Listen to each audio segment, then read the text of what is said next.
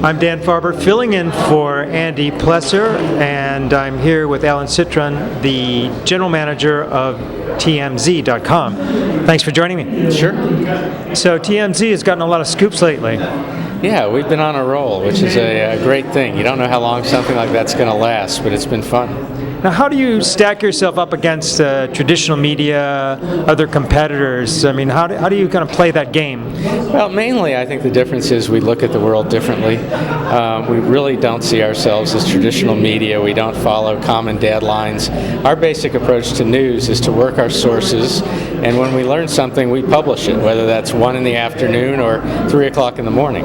But how is that different than what most newspapers, magazines are doing today, where they all have an online component, they all are in the same race that you're in? The difference is that we were born as a pure internet play, and an existing newspaper or magazine or television show has to at least be mindful about the product that that is their main asset, whether that's a television show, newspaper, magazine. So oftentimes they'll feel a need to hold on to a piece of content so that they don't expose it before, say, the magazine comes out. In our case, we don't really have that concern, and even as we go to a television show, which we're going to do in the fall, we will actually be able to move news from the internet to television.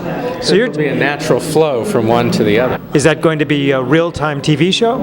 Well, as real-time as television can be. It will be a daily television show, and the news will be as fresh as possible. But I think the difference is that we're going from an environment where you publish news as it happens. That is our culture. And I think that will flow into the television show, and things that are happening on its deadline will make up at least part of its content.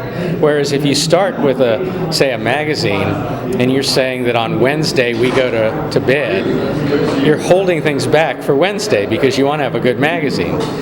So we're sort of like the flip side of that. We're not holding anything back. We go with things as they happen. But don't you think that's very short term at this point, that any magazine or newspaper that wants to stay in business really has to go at the speed of the internet?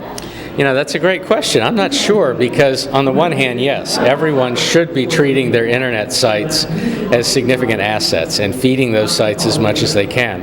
On the other hand, the fact is that the average person's not going to want to read a magazine that's just a rehash of things that have been on an internet site the week before. So I don't think anyone's really figured that out. Great. Thanks for speaking with me. Sure. No problem. Enjoyed it.